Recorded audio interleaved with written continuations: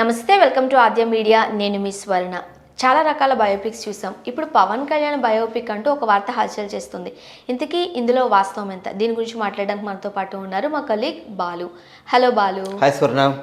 Balu, biopics మనం చూసాం. అవును. ఇప్పుడు ఎన్నికల వేళ రాజకీయ నాయకులు, రాజకీయ నేతలు ఇలాంటి బయోపిక్స్ని ముందుగా పెట్టుకుని ఎన్నికలకు వెళుతున్న సమయం, సందర్భాలు కూడా మనం చాలానే చూసాం. అవును, రైట్. సో ఇప్పుడు పవన్ కళ్యాణ్ గారు రానున్న ఎన్నికల్లో చాలా కీలకం కాబోతుంది కాబట్టి ఇప్పుడు బయోపిక్ అంటూ వస్తున్నారంటూ కొన్ని వార్తలు చూస్తున్నాం. అవును. చూడొచ్చా దీన్ని? రాజకీయాలకి లింకప్ చేయొచ్చా ఈ బయోపిక్ని? అంటే ఖచ్చితంగా రాజకీయాల కోసమే మనం చూడాలి. ఎందుకంటే సినిమా పరంగా అయితే పవన్ కళ్యాణ్ బయోపిక్ అవసరం లేదు. పవన్ కళ్యాణే హిమ్సెల్ఫ్ ఈజ్ ఏ యాక్టర్ కాబట్టి అతను చేసే సినిమాలు అతను చేసుకుంటూ పోతాడు కాబట్టి సినిమా పరంగా పవన్ కళ్యాణ్ సినిమాను చూడాలి. కానీ పవన్ కళ్యాణ్ మీదే సినిమా కాబట్టి ఖచ్చితంగా ఇది ఎలక్షన్ స్టంట్గా చూడాలి. సాధారణంగా మనం ఏదైనా ఒక సక్సెస్ స్టోరీస్ తీసుకుంటే ప్రతి ఒక్కళ్ళ సక్సెస్ స్టోరీ ఒకటే అవ్వదు. ఒక్కొక్కళ్ళ సక్సెస్ స్టోరీ ఒకటి ఉంటుంది. సో ఎన్నికల్లో గెలవడానికి ఎన్ని రకాల మార్గాలు ఉన్నాయో ఆ పొలిటీషియన్స్ అన్ని రకాల మార్గాల్ని ఎంచుకుంటుంటారు. సాధారణంగా మనం తీసుకున్నట్లయితే బయోపిక్స్ ఇప్పటిదాకా మనకి ఒక స్పోర్ట్స్ మ్యాన్కో లేకపోతే మనకి ఒక సినిమా వాళ్ళకో ఉన్నాయి. సో ఇప్పటిదాకా అట్లాగే ఉంది. సో ఒక సినిమా స్టార్ మీదే మళ్ళీ ఒక సినిమా తీస్తూ అది వాళ్ళ పొలిటికల్ ఎంట్రీకి ఒక ఉపయోగపడుతుంది అనుకోవడం ఖచ్చితంగా మనకి ఇది ఫస్ట్గా. జనరల్గా చరిత్రలో కొన్ని జీవితాలు ఉంటాయి. అవి నెక్స్ట్ జనరేషన్స్కి, ఫ్యూచర్ జనరేషన్స్కి, పిల్లలకి తెలియాల్సిన అవసరం ఉంది. దట్టు ఒక వర్గానికే లేకపోతే ఒక ప్రాంతానికి చెందిన వాళ్ళకే తెలుస్తూ ఉంటుంది, వేరే వాళ్ళకి తెలియదు. కాబట్టి వాళ్ళు సాధించిన విజయాలను తెర మీద చూపించడానికి బయోపిక్స్ వస్తూ ఉండేవి ఇంతకు ముందు. బట్ ఇప్పుడు రాను రాను ఇది పోయిందా, ఎవరికి వాళ్ళే బయోపిక్స్ తీసేసుకుంటున్నారా అంటూ కూడా కొన్ని వార్తలు చూస్తున్నాం. మరి ఏమంటారు? అంటే మన దీంట్లో ఎట్లా చెప్పాలంటే సాధారణంగా మనకి వెనకటి తరం వాళ్ళ గురించి, వాళ్ళు పోయిన తర్వాత వాళ్ళ గురించి కథలుగా రాసుకోవటము, ఇట్లా సినిమాలు చేయడమో మనకు తెలుస్తుంది. బతికుండంగానే వాళ్ళ మీద వాళ్ళ కథలు తీసుకోవడం అనేది చాలా అరుదు.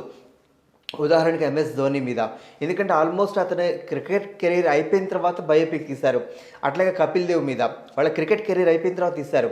కానీ దీంట్లో ఇందాక నువ్వు అడిగిన దాని మీద పవన్ కళ్యాణ్ మీద ఎందుకు రాయాలంటే ఒకవేళ పవన్ కళ్యాణ్ బయోపిక్ పవన్ కళ్యాణ్ యాక్ట్ చేస్తాడా లేకపోతే ఇంకెవరైనా యాక్టర్తో యాక్ట్ చేయిస్తారన్నది ఇక్కడ $1 బిలియన్ క్వశ్చన్గా మనం చెప్పుకోవాలి. ఎందుకంటే ఇంతవరకు ఆ మాట వచ్చింది తప్పిస్తే పలానా యాక్టర్ యాక్ట్ చేస్తారని ఎక్కడ న్యూస్ రాలేదు.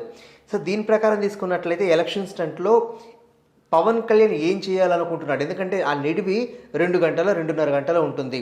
పవన్ కళ్యాణ్ ఏం చెప్పాలనుకుంటున్నాడు, పవన్ కళ్యాణ్ ఏం చేయాలనుకుంటున్నాడు అనేది ఖచ్చితంగా ఈ 2.5 గంటల సినిమా కనుక తీసినట్లయితే, ఎందుకంటే ప్రచారానికి వెళ్ళటము లేకపోతే ప్రచారానికి సంబంధించి టైం కావచ్చు, ఆ తిరిగే ప్రదేశాలు కావచ్చు, ఎన్నో రకాలుగా తీసుకున్నట్లయితే ఆ ఇంపాక్ట్ టైం ఫ్యాక్టర్ ఎక్కువ ఉంటుంది. కానీ వెన్ కమింగ్ టు ఈ సినిమా, ఈ 2.5 గంటల సినిమాల్లో పవన్ కళ్యాణ్ ఎవరు, పవన్ కళ్యాణ్ ఏం చేశాడు, పవన్ కళ్యాణ్ రాజకీయాల్లోకి వస్తే ఏం చేయాలనుకుంటున్నాడు అనేది ఈ 2.5 గంటల నిడివిలో చెప్పడానికి అవకాశం ఉంది.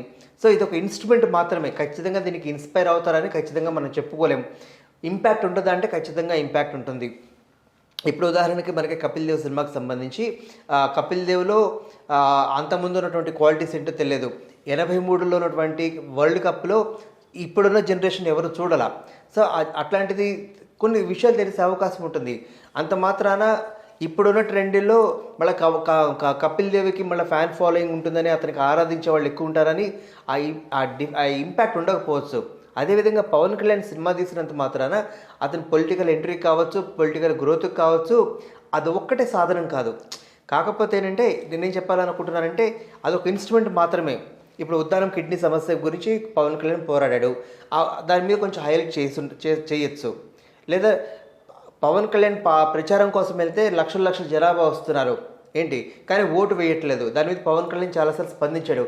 ఇట్లాంటి కొన్ని విషయాలు దాంట్లో పొందుపరిచే అవకాశం కనిపిస్తుంది తప్పిస్తే పూర్తిగా సీఎం చేయడానికి మాత్రం ఆ సినిమా దోహదపడదు. యాక్చువల్గా ఇప్పుడు స్ట్రగుల్స్ ఏమన్నా ఉన్నాయనుకో, ఆ స్ట్రగుల్స్ను ఫేస్ చేసుకుంటూ ఎలాంటి విజయం సాధించారా అంటూ కూడా మనం క్లైమాక్స్లో చూస్తూ ఉంటాం. అది ఎలాంటి బయోపిక్ అయినా అసలు అందువల్లే కదా బయోపిక్స్ వస్తూ ఉంటాయి, రైట్.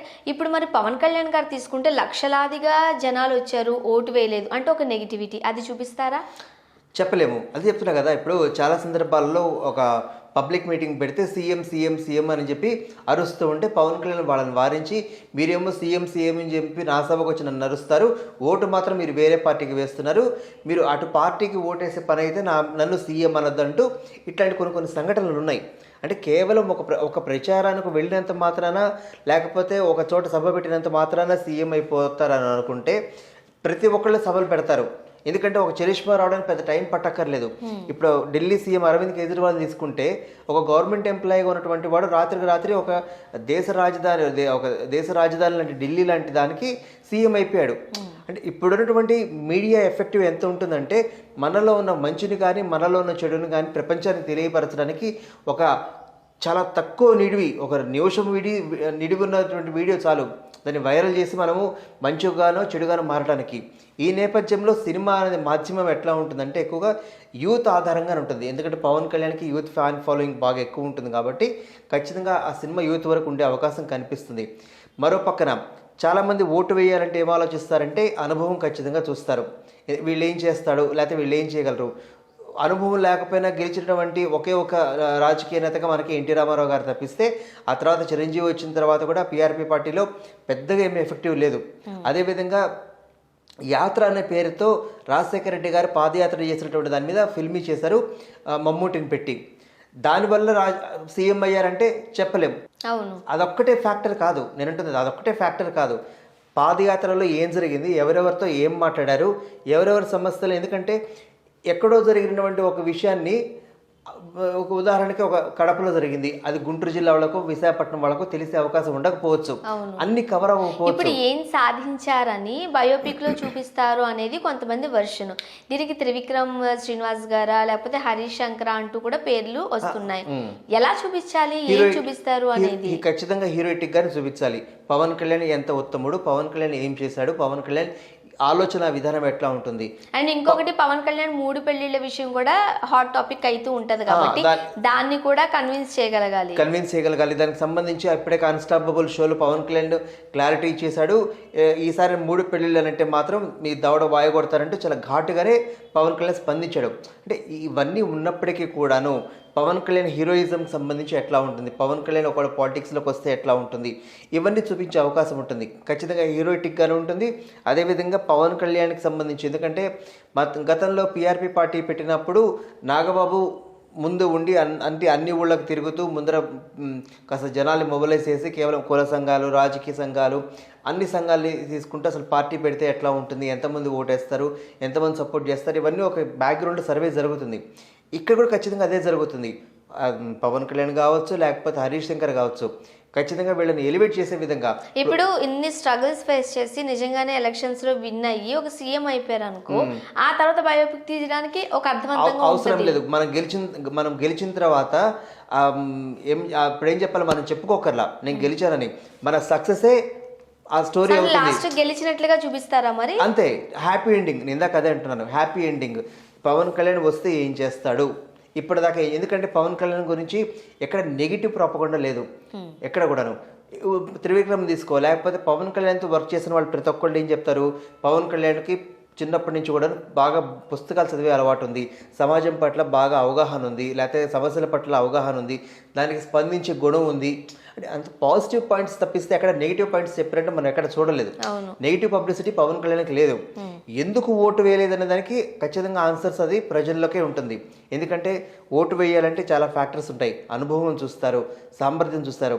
ఒక పార్టీ పెట్టాలి అంటే కేవలం పవన్ కళ్యాణ్ ఒక్కడే కాదు, పవన్ కళ్యాణ్ వెనకాల ఎంత బలగం ఉంది, సైన్యం ఎంత ఉంది, ఎమ్మెల్యేలుగా నుంచిన వాళ్ళు ఎవరుంటారు, వాళ్ళ యొక్క స్థాయి సామర్థ్యము స్తోమత ఎట్లా ఉంటుంది, ఇవన్నీ ఫ్యాక్టర్స్ ఉంటాయి. పవన్ కళ్యాణ్ మీద ఒక్కడి మీద సినిమా తీసేస్తే సీఎం అవుతాడు అనుకుంటే అట్లాంటి సినిమాలు పవన్ కళ్యాణ్ కంటే ఎక్కువ చరిష్మా ఉన్నటువంటి చిరంజీవి వల్లే కాలేదు. అదే. సో ఇప్పుడు సినిమా వల్ల ఇట్లా అవుతుందంటే మాత్రం చెప్పలేం. కాకపోతే ఏంటంటే గెలవటానికో లేకపోతే మనం ఒక సక్సెస్కి బాటలకి ఇది ఒక ఇన్స్ట్రుమెంట్ మాత్రమే అవుతుందని చెప్పి నేను ఖచ్చితంగా నమ్ముతున్నాను. Thank you Balu, thank you so much. Thank you స్వర్ణం.